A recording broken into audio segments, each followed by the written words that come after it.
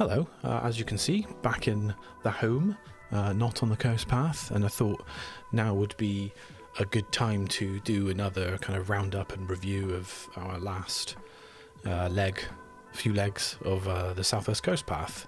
I enjoyed making the last one, liked reviewing what we'd done so far and looking back at the places we'd been and where we'd stayed and everything, so I thought it might be good to do it again. Hopefully some people found some of it interesting or useful or whatever, or maybe they just liked hearing about the behind the scenes of it. I don't know. But yeah, I enjoyed doing it, so I'm doing another one, whether you like it or not.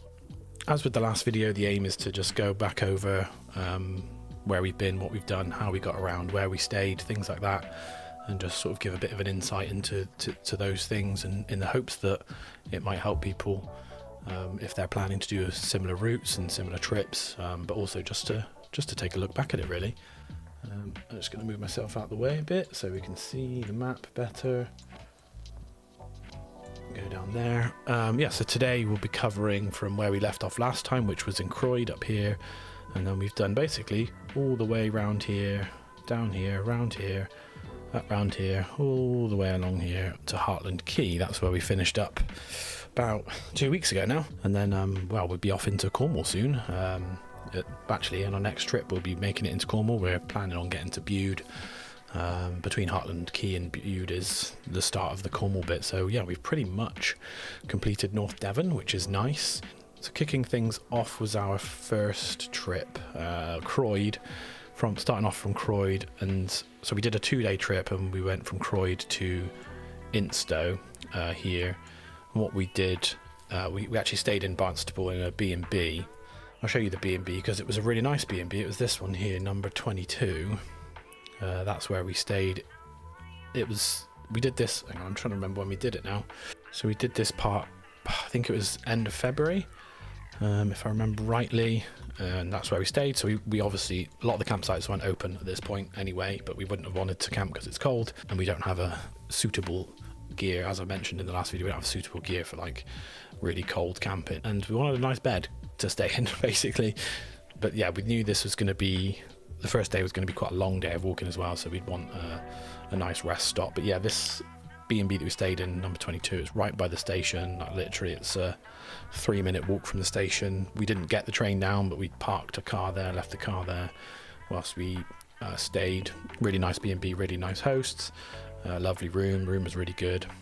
But yeah, essentially what we did on the first day is we wandered over into the Barnstaple town. We were going to get the bus out to Croyde because there is a bus that goes out there, but when we arrived at the bus station, the wait was about 35-40 minutes, I think we just mistimed it a little bit, and the bus stop that we were going to get it from was right next to the taxi rank, so in the end we just jumped in a taxi and took us out to Croyde in sort of 25 minutes or so. It was a nice day. It was a sunny day from what I can remember. Yeah, it was a really nice day for walking. It's a pretty easy walk in terms of hills and things. The only real hill that you got is this first bit around this point around Croyde. The rest of it is pretty much entirely flat.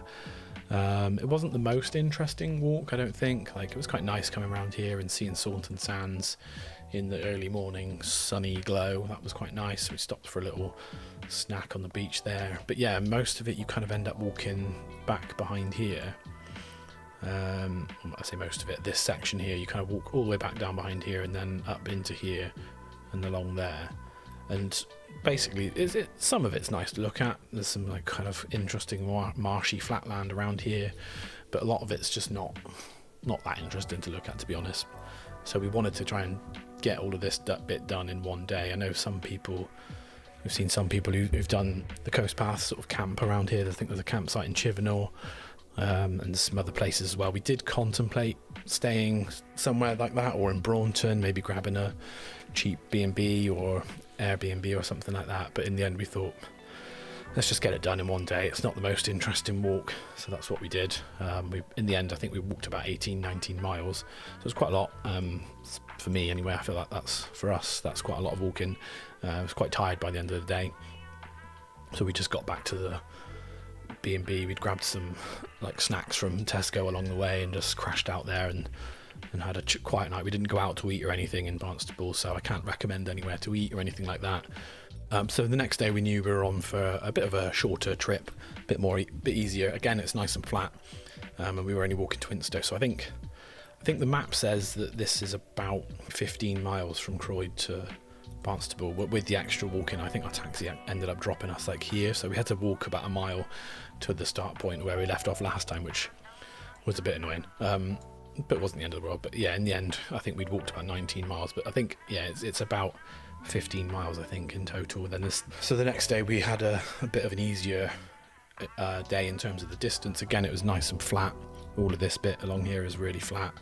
We walked along to Instow, and that was about 6.5 miles, so we ended up being done sort of fairly early in the day. I think we got there about 2 o'clock. And what's good as well is this, again, sort of the coast path comes through here pretty much. I think it's this bit here, you just walk around there. So where we were staying was almost directly on the coast path as well, so we didn't have to deviate or walk far in the mornings to get back on the path or anything like that, so that was really nice. But yeah, it was a nice easy day on the second day, to be honest. Hartland Quay, we stopped there for a cake. That was really nice. I'm sure anybody who's been along this bit, along the Tarka Trail, has seen this place and stopped there. It was a lovely little cafe, helped that the sun was shining.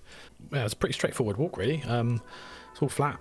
We got into Instow. It was lovely. The tide was nice and far out, so we kind of walked, I think, where is it? We walked along this bit of the beach here instead of, we could walk all the way along there. So that was quite nice. But yeah, then we ended up, I think we finished about here in the end of the day and got the bus back. So the bus stop was from Instow into, went to the train station actually, which was really handy.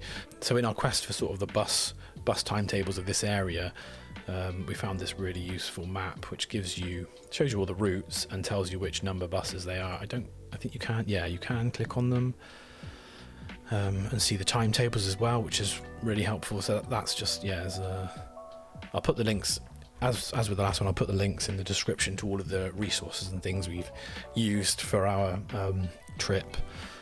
But yeah, this super helpful map for the buses, and goes all the way out to Bude as well. So it kind of, whilst it says Devon, it will sort of work for the Bude section as well, which is quite good, which is our next bit, obviously. So our next leg of the coast path was from Instow round to Peppercombe beach. So with this one, we kind of planned to do a 3-day trip, and what we were thinking was doing something like Instow to Appledore to, there's a campsite around here somewhere, I can't remember where exactly it was. We're thinking maybe around here, or there is in Peppercombe there's a bothy, which is here, which is now not that's it there. You can see it on the map just there in the hill. So we were thinking of doing that and then doing a 3rd day from Peppercombe to Clovelly.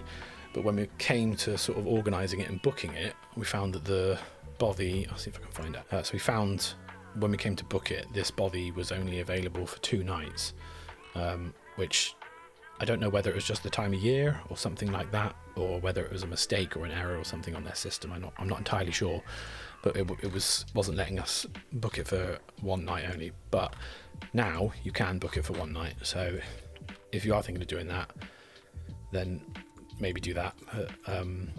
It's a lot cheaper as well now. Oh no, 40 quid. Yeah, so when we were looking at it, it was saying 2 nights. I wonder if it's just a time of year thing. Yeah, so it's like 50 quid. And it was saying for 2 nights. So it would have cost us 100 quid just to stay there 1 night. Because we wouldn't have used it for the 2nd night. So yeah, it was a little bit frustrating because we could have used that and then done to Clovelly on a 3rd day. But in the end, what we did is just a 2-day trip and finished the walk in Peppercombe instead. So we drove down to Appledore in the morning. This was a bank holiday weekend. So yeah, we did this trip on the bank holiday, April bank holiday, so the Easter weekend. So we were thinking it might be really busy. I didn't really know how busy this sort of area gets around Appledore, not in bank holiday time. So we left like really early. I think we got up at about, 5:30 or something like that in the morning, and got to Appledore before 9 o'clock. Turns out it wasn't really that busy, because I wasn't really sure about the parking situation. There are car parks there, but I couldn't definitively find out whether overnight parking was okay and things like that, so I wasn't really quite sure what we were going to do to park. So I was like, well, if I get there early, it gives us the option to figure out what we're going to do. So yeah, we just ended up parking on this road here. There was a car park right on the quay, which we could have parked in, but this Torridge road here is where we parked, just left it for the day. What we were going to do is jump on the ferry over to Instow to start our walk. But for some reason the ferry wasn't running. I don't know why. It was a bit rainy on that morning, but the weather wasn't particularly bad. The tide was in. I was checking the tide times leading up to it to make sure that, you know, the time that we arrived there would be a good time to catch a ferry across. So it wasn't tide times or anything. It was saying that the ferry was due to start in the mornings at about 9:30. But yeah, for some reason, whatever it was, wasn't running. So in the end, we had to get the bus, which was fine. There was a bus, just so the ferry port thing is just here, but there's a bus stop just back up the road here, which we jumped on. Yeah, we jumped on it, got on it about 10 o'clock. Took about half an hour to get round to Instow, so it wasn't really a problem in the end, but just something to consider, I guess, that there is, you know, the chance that the ferry might not be running. But yeah, there's buses again. I think it's on here. I think it was the 21A, if I remember rightly. Barnstable. Yeah, it goes through Bideford. That was the one, 21A. So yeah, it wasn't a problem in the end. This walk, again, it was raining. It was okay. It was, again, it's another flat walk, so it's an easy walk, which is nice. But yeah, it was certainly this side of the walk. It was. We got to about here, I think it was, and it started chucking it down. Luckily, we managed to duck into a bus stop to avoid some of the rain. But yeah, we got quite wet that day. When we got down, so you're walking all the way down here, so you can't. I mean, if you're cheating, I guess you could cross that bridge. I don't know, but you walk down to this older bridge down here. As we got here, it was sort of lunchtime-ish, and we were looking for somewhere in the dry to sit and have our lunch to try and dry out a bit. And up at the top of the hill, there's this pannier market, so we went up there and sat in there. Unfortunately, the full market wasn't open, but there is like I think if there's some, yeah, so there's this bit on the inside, so there's like a row of shops. These bits, most of these shops were open, but this main sort of market hall, I think they do food and things like that. Yeah, and whatever else, I don't know. That wasn't open when we were there, so I can't tell you what was in there. My dad's from Bideford, and he grew up here, so he was telling me that you can go there. It's quite a nice place to visit, but unfortunately half of it was closed. But it was somewhere that was dry, so that was nice. We were able to get out of the rain for half an hour or so.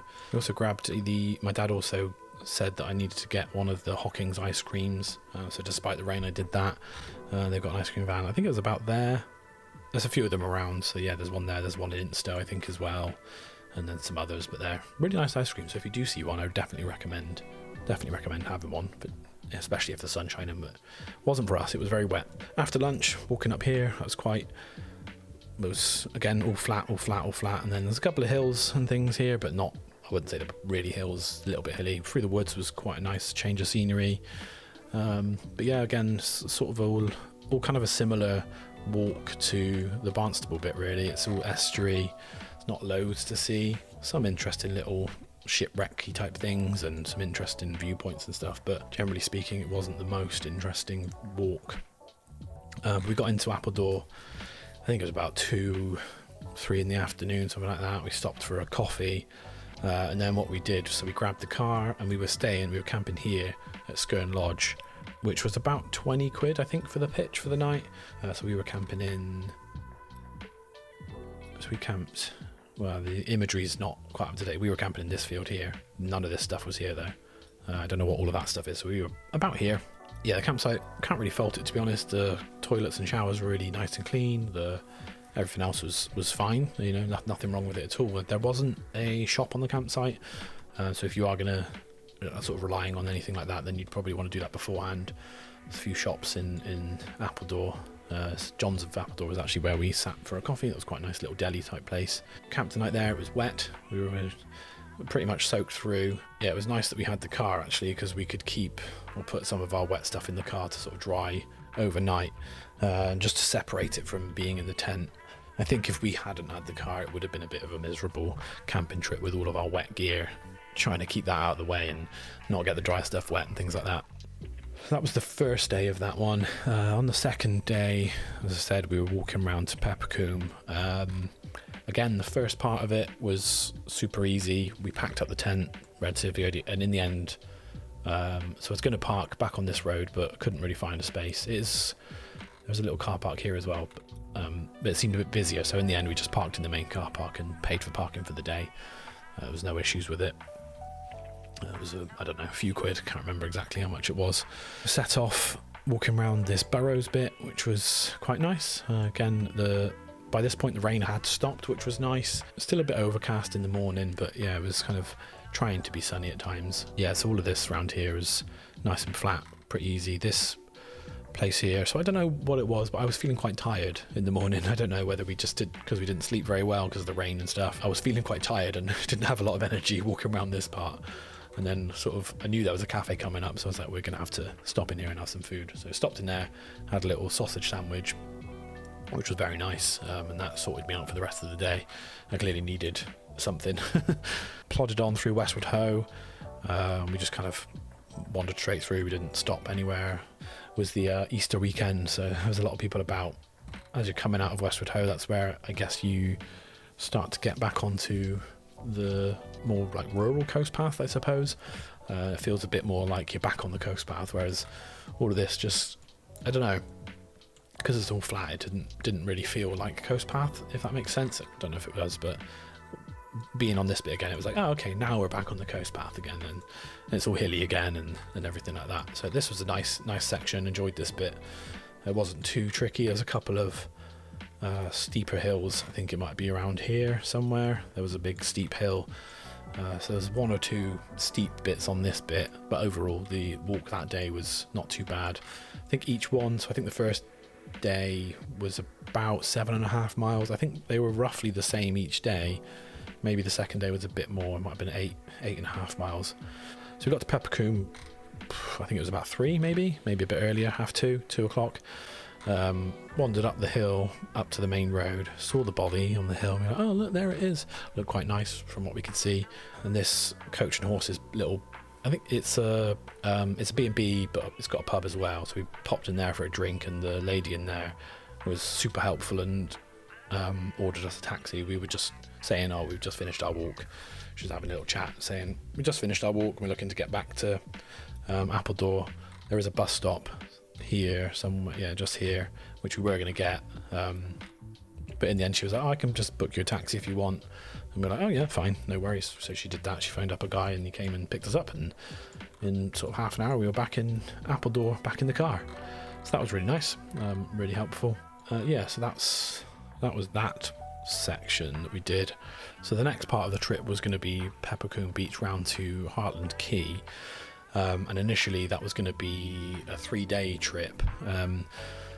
If you've watched the video, I kind of mentioned briefly how plans changed, and it was a bit of a convoluted plan. So I'll try and explain it in the best way that I can, but as I mentioned, it is convoluted.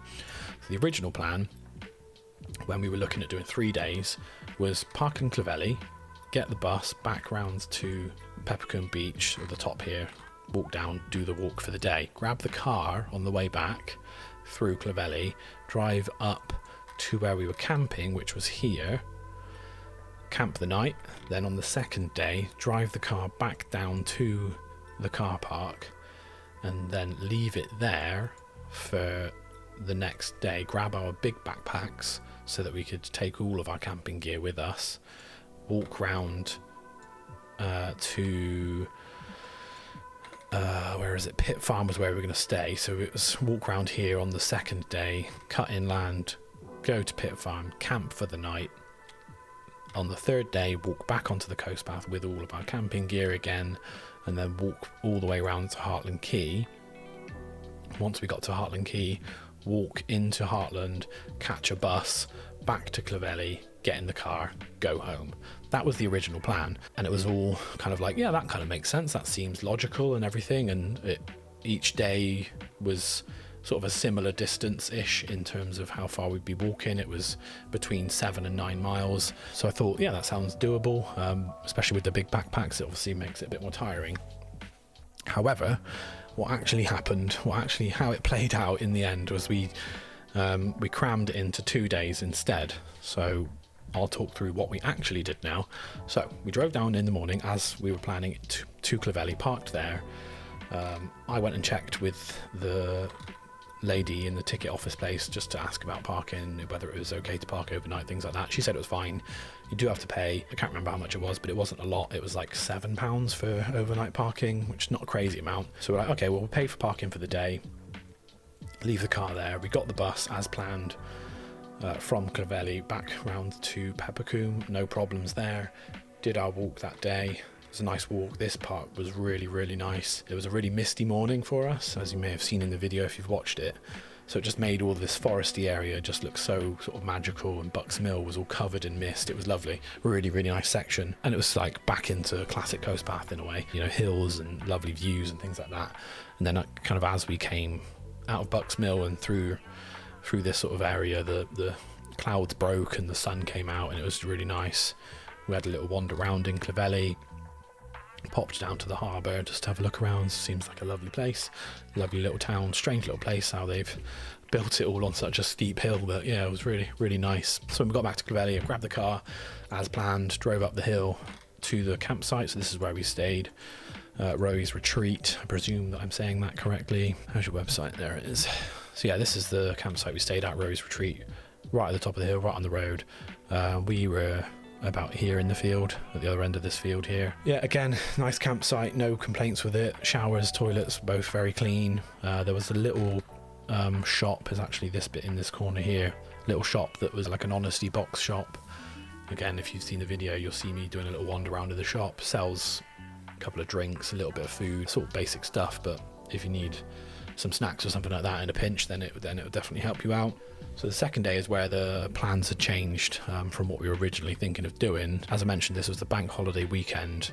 We'd gone down on the Friday morning before the bank holiday had officially started, done our days walking from Peppercombe to Clovelly. So what that was originally meaning was that on the Sunday we were relying on buses or a taxi to get from Hartland to Clovelly once we'd done that third day of walking. But this being Devon and in the middle of nowhere, there's no Sunday bus services, so that doesn't work. All Monday bus services, bank holiday Mondays. So that kind of scuppered some of our plan a little bit.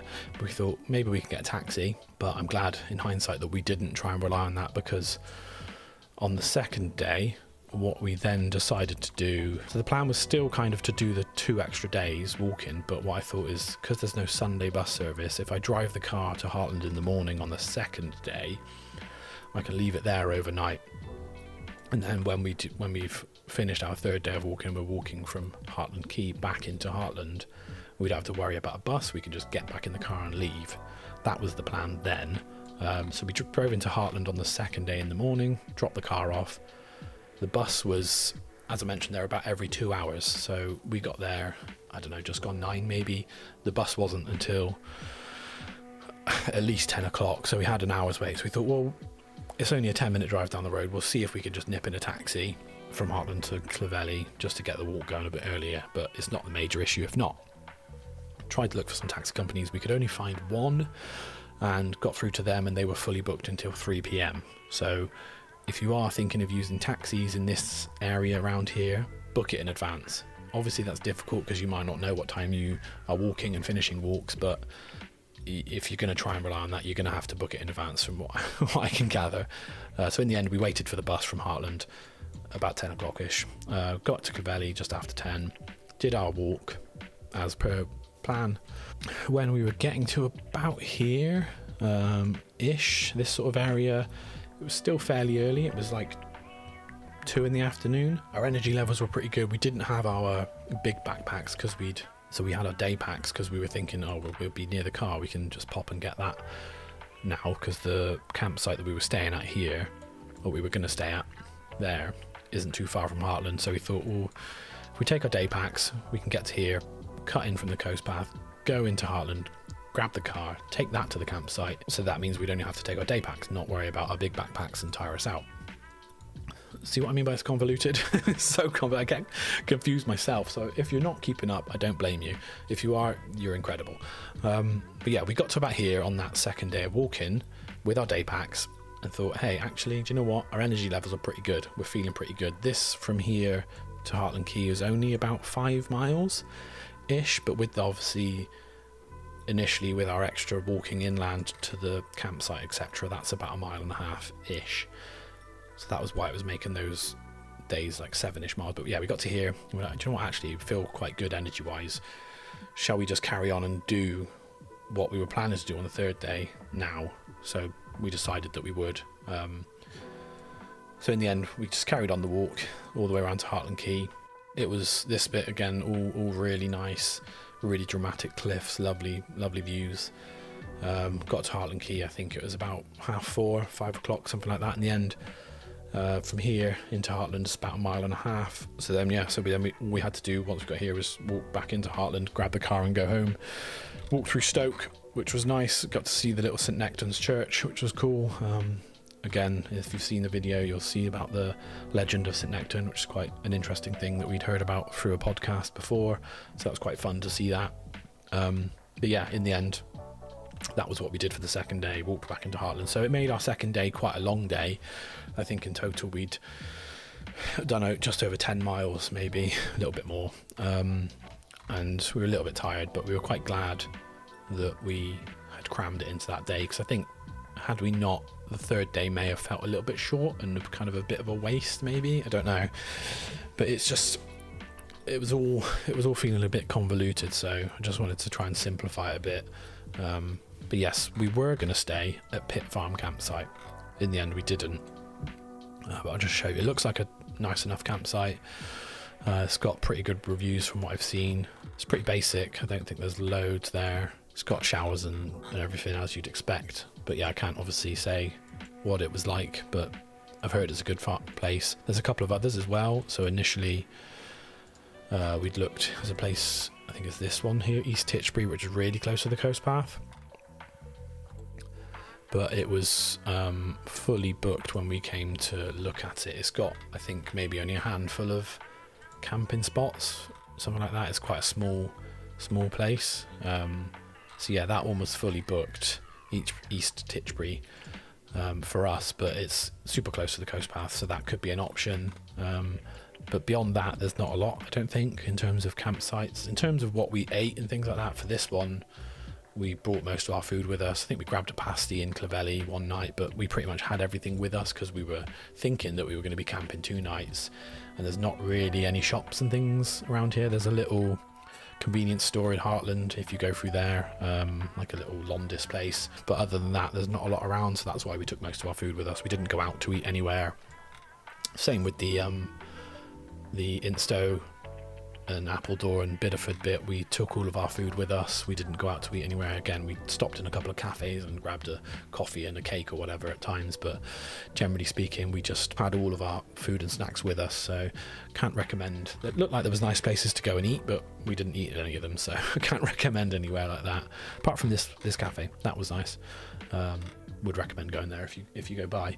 In terms of the public transport, everything we used was kind of on this map. As you can see, it's got that buses all the way to Hartland as well, so it's got all of that information there.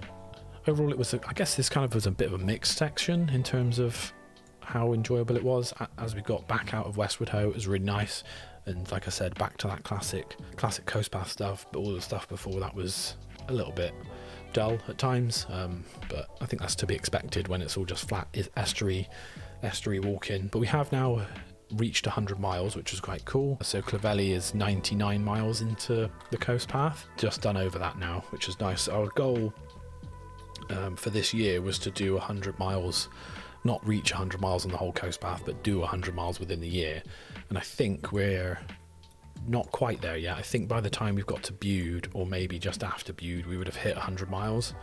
So considering it's only May, we're doing pretty well, which is nice. We weren't really sure quite how much we'd be able to do. I think last year we were still figuring things out in terms of how far we could walk and when we'd be able to fit things in, but I think we've done a pretty good job of squeezing in a few weekends sort of quickly. We've had a real mad couple of months with lots of stuff going on. I don't think we've had a weekend off of things for about 2 months, but we're now coming out the end of that. We've got our next trip planned. We're going to be camping in Bude for a couple of days and doing this section here. We're just going to do from Hartland Quay to Bude. We're still debating whether to try and do it in one day. I understand that it's going to be a hard walk, and a lot of people have said it's hard. essentially what we're going to do is we're going to walk for the first day, get to Instow and assess the situation from there and see how easily we can get back or not. But yeah, as you can see, I mean, Coombe is maybe another option, but we're not sure yet. We haven't quite figured that out. Anyway, so yeah, that's pretty much how we've done this section. Hope that was useful. Obviously, if anybody's got any questions, I'm happy to hear them and like to hear them, and anybody wants to chip in with any of their own tips or whatever, then obviously chuck them in as well.